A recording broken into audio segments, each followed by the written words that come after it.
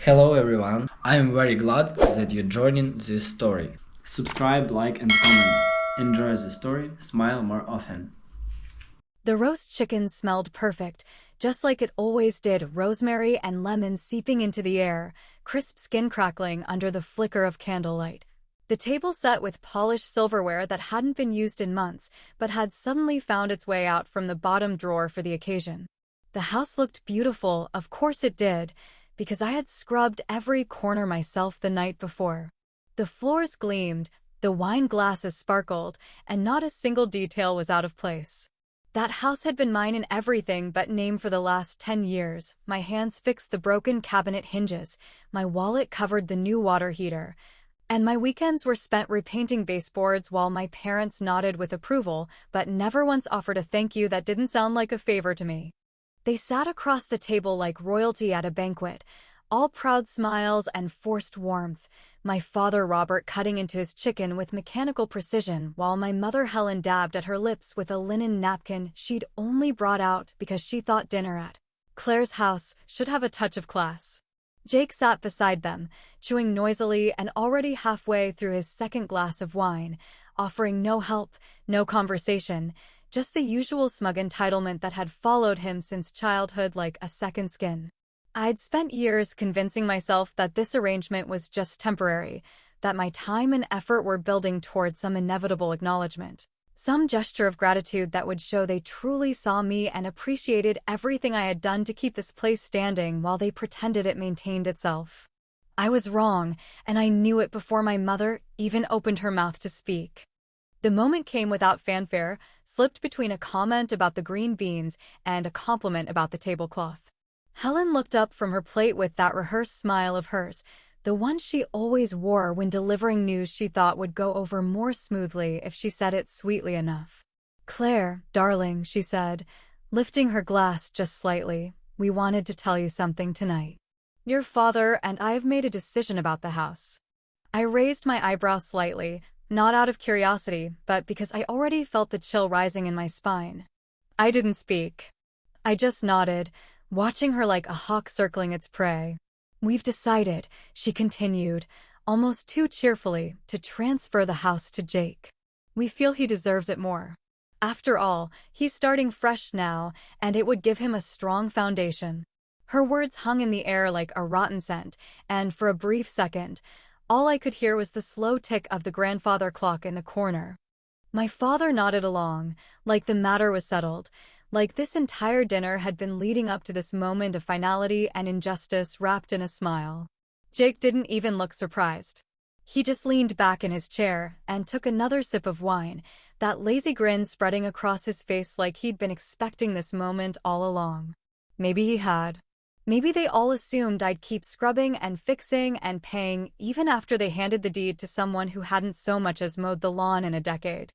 I didn't react immediately.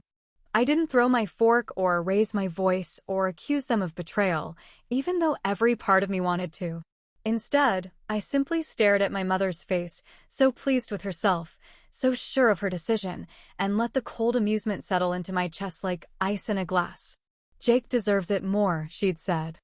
The boy who couldn't keep a job longer than 6 months, who borrowed money with promises he never kept, who had once left a gas stove burning because he forgot he was making pasta. That's who they thought deserved the house more than the daughter who had carried their lives on her back for years. I didn't say a word. I just smiled. Not a warm smile, not even a sarcastic one, just a quiet, measured smile that didn't quite reach my eyes. Then I stood up slowly, reached into my purse hanging on the back of the chair, and pulled out a thin, neatly folded piece of paper, the document I'd been holding onto for just the right moment. And when I laid it gently on the table, sliding it toward my father's plate with steady hands, their laughter stopped. Their faces dropped the second they saw the header. I think the worst betrayals don't come in the form of screaming matches or slammed doors, but rather in those quiet, slow leaks of trust you almost convince yourself to ignore. They happen in small, barely noticeable ways, like the mail that stops coming to your name, the property valuation form you happen to glimpse on the kitchen counter with someone else's signature in the margin, Or the way your parents start locking drawers they never used to lock, as if secrets can be hidden behind brass handles and whispered justifications. It had started months before the dinner table declaration, months before the smug announcement dressed as a generous family decision, and I'd known, somewhere deep in my gut, that something wasn't right long before Helen ever opened her mouth over roast chicken. At first, I dismissed it. The missing letter from the insurance company was probably just a mistake, a misfile, a delivery error. The conversations that ended when I walked into the room were surely coincidence. The way my father kept talking vaguely about restructuring the estate with his financial advisor had to be routine, nothing more. But small things compound, and suspicion, once planted, grows fast. I'd walked this house like a ghost some days, moving through familiar rooms with eyes sharper than ever, watching for signs of a truth I hadn't yet fully admitted to myself. I knew my parents loved Jake more openly, more loudly, more blindly. I'd made peace with that a long time ago, or at least, I told myself I had. But the idea that they'd quietly planned to hand over everything I had poured my years into, behind my back and without a word, that was something else entirely. The turning point came on a rainy Tuesday afternoon, when I was home early from work and found a manila envelope sitting halfway beneath the door. It wasn't addressed to me, but the return address was a legal office I recognized, and the curiosity got the better of me. I opened it without hesitation, my heart already thudding with the kind of dread that doesn't need confirmation to feel real. Inside was a copy of a preliminary property transfer form, not finalized but clearly drafted, with Jake's name listed as the beneficiary of the house and mine nowhere to be found. That was the moment the denial cracked, the moment I stopped wondering if I was imagining things and started preparing for the fight they didn't know was coming. Have you ever seen betrayal coming before anyone else did, but stayed quiet, waiting for the perfect moment? Have you ever kept your mouth shut while someone you love sharpened the knife, just so you could watch them fumble when you took it out of their hands before they ever got the chance to use it? Tell me below, because I want to know I'm not the only one who's ever waited in silence with a plan stitched tightly beneath their skin. That night, I drove straight to Nora's apartment, still holding that envelope in one hand and my pride in the other. Nora had been my friend for over 15 years, a lawyer with a spine of steel and a wicked sense of justice that always made me feel a little braver just by sitting next to her. When I showed her the documents, she didn't say much at first. She just read them slowly, eyes narrowing with every line, until finally she looked up and said, "Do you want to let this happen, or do you want to make sure they never get the chance?" The answer was easy. I didn't want revenge, not then, not yet. I wanted security. I wanted peace. I wanted something in writing, something legally binding, something they couldn't undo with a signature and a smug smile over a dinner plate. Over the next few weeks, Nora helped me file a quitclaim deed, transferring full ownership of the property into my name under a quiet legal maneuver that involved refinancing the loan, something my father had agreed to blindly when he signed a stack of documents I'd prepared with Nora's help, believing it was just a standard financial reshuffling to ease the tax burden. He never asked questions, never read the fine print, and I never offered to explain. The deed was processed, signed, notarized, and filed with the county months before that fateful dinner. I didn't tell anyone, not my coworkers, not my few close friends, not even the neighbors who still called it the Peterson house, like it belonged to my parents. I kept the proof locked in a fireproof box under my bed, waiting for the moment I'd need it. And now, that moment had arrived. Back at the dinner table, the air had gone still. Jake had leaned forward, still too smug to see what was coming. My father was holding his fork in midair, my mother's hand resting gently on his wrist as if rehearsing her next sentence. I placed the document calmly in front of them, the thick legal header unmistakable, even in the dim candlelight. "You might want to read this," I said, my voice soft but deliberate, "before you embarrass yourselves further." For a moment, no one moved. The only sound in the room was the gentle hum of the refrigerator in the next room and the soft clink of Robert's knife falling silently against his plate as his fingers uncurled in slow disbelief. He reached for the document with a kind of hesitant reverence, like it might bite if he touched it too quickly, and unfolded the papers with slow, deliberate movements. The silence deepened as his eyes scanned the page, jaw tightening with each passing line, shoulders stiffening under the crushing weight of realization that, for once, something had been decided without his approval or control. I watched the color drain slowly from his face as he reached the bottom of the second page, where the notary stamp and legal signatures confirmed exactly what he feared. He didn't speak right away. He just stared at the paper, the way a man might stare at the edge of a cliff he didn't know he'd been walking toward. Then he looked up at me with something between disbelief and wounded pride, as though I'd somehow violated an unspoken family law by outmaneuvering him with his own pen and signature. He opened his mouth to speak, but before he could say anything, Helen snatched the paper from his hands like it had insulted her personally and began scanning it herself, eyes narrowing with every sentence, lips twitching with restrained panic. "This is manipulation," she said finally, voice shaking beneath a brittle veneer of composure. "This isn't how families do things. You've tricked us. You've gone behind our backs and taken something that was meant for your brother." I let out a slow breath, steadying the fire building in my chest, the one I'd been keeping buried for years under polite smiles and empty compromises. "No," I said calmly, resting my hands flat against the table. "I didn't trick anyone. I didn't take anything. I simply protected what was already mine before you could hand it off like a party favor to someone who hasn't earned a damn thing in his life." Jake slammed his glass down on the table so hard a drop of red wine splashed onto the tablecloth, another mess someone else would have to clean, just like always. "You think this makes you clever?" he barked, eyes flashing with something hot and childish. "You think this means you win? You stole it. You literally stole the house." "No," I said, turning toward him with a look that made his smirk falter. "I just stopped letting you take it." And then I told them everything, not with anger, not with theatrics, but with the kind of cutting, measured clarity that only comes after years of being taken for granted by people who convinced you it was love. I reminded them how many property taxes I had paid out of pocket because they forgot the due date. I listed every repair I had handled myself, from replacing the roof after a storm to paying for a new water heater when the old one gave out in the middle of winter. I mentioned the time I spent an entire weekend patching drywall and repainting the living room while Jake was on vacation in Mexico, and how no one even noticed until the next holiday gathering. I even pulled out a spreadsheet I had kept for years, a habit formed out of equal parts responsibility and survival, showing every financial contribution I had made since the day I moved back into that house to care for them. "You never asked what it cost me," I said, my voice quieter now but no less sharp. "Because you didn't care.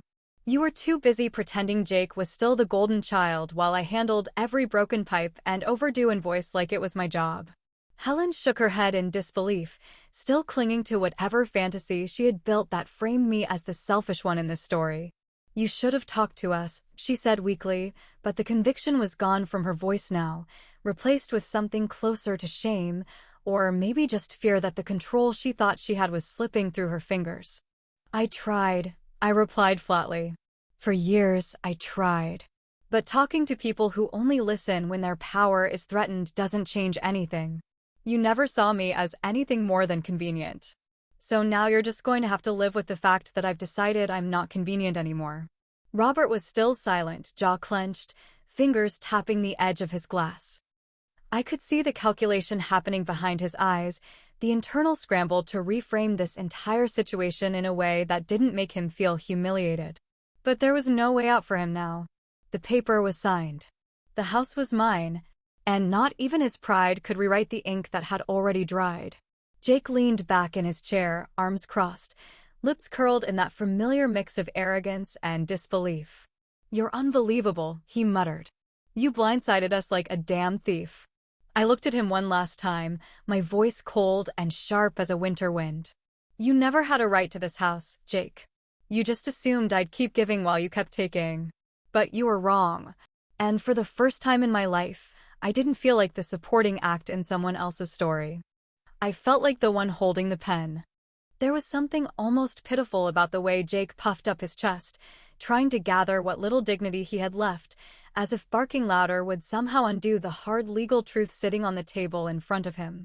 He leaned forward again, red-faced and wild-eyed, stabbing a finger toward me like he thought it might puncture the facts that had already burned a hole through his precious illusion of entitlement.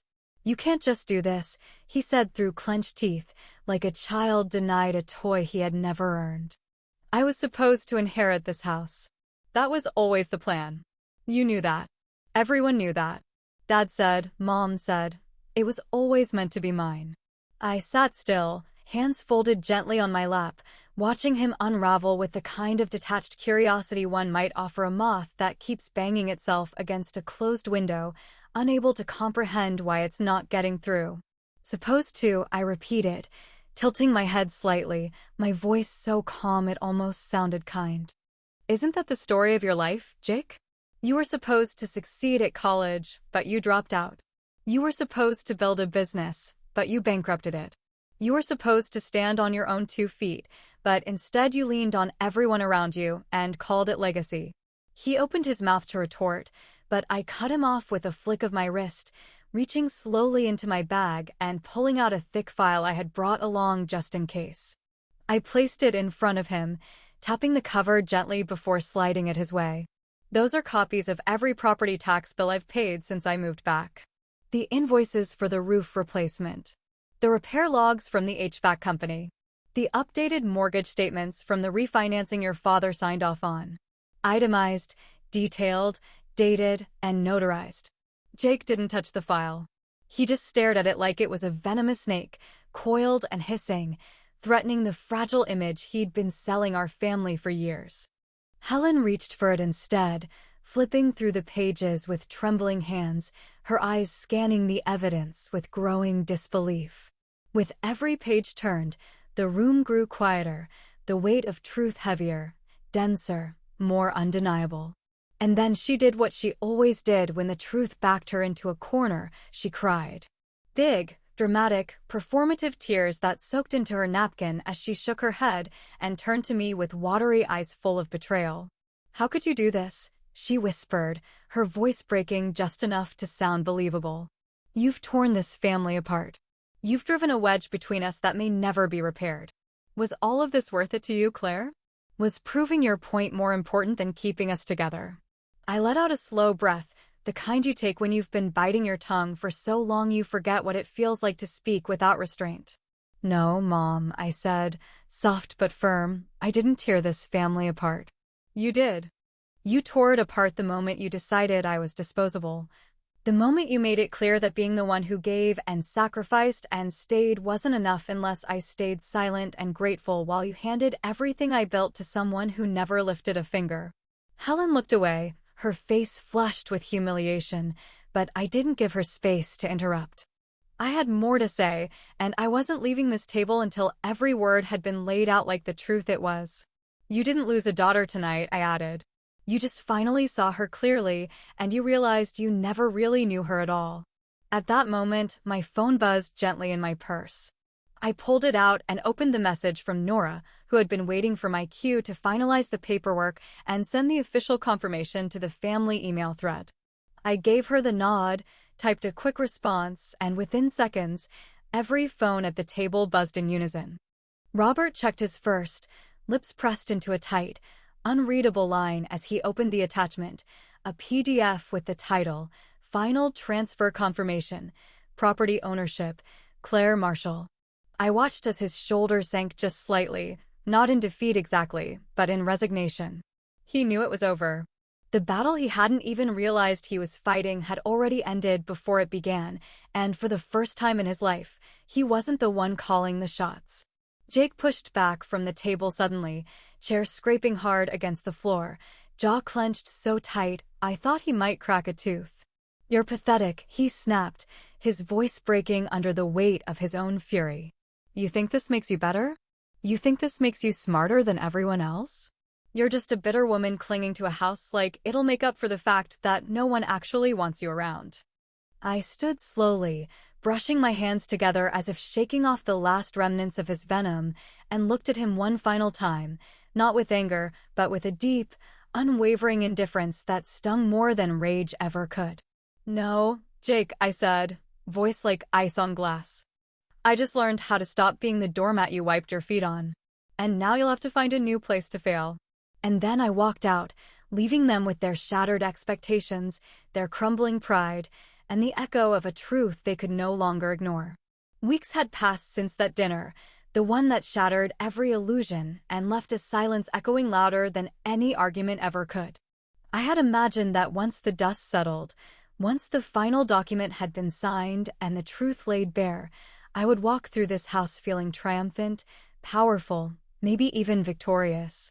And in a way, I did. There was a satisfaction in reclaiming something that had always been mine in spirit, now finally mine in name. But what I hadn't expected, what I hadn't prepared for, was how different the house would feel now that the war was over. It was as if the walls themselves had absorbed the conflict, the windows still remembering the way the tension hung in the air that night, the very floor beneath my feet humming with a kind of bittersweet clarity I couldn't quite shake. I walked through each room slowly that morning, barefoot and quiet, coffee cup warm in my hand and a gentle breeze sneaking through the cracked window in the kitchen. The sunlight streamed in across the hardwood floors, catching on the tiny imperfections I knew by heart, the scuff marks by the pantry door where I had dropped groceries one winter evening, the faint discoloration on the baseboard from that time the pipe had burst, the scratch on the hallway wall from when I had tried to move that damn antique mirror by myself. Every mark told a story, some small, some heavy, and now they felt like pieces of me carved into the house's very structure.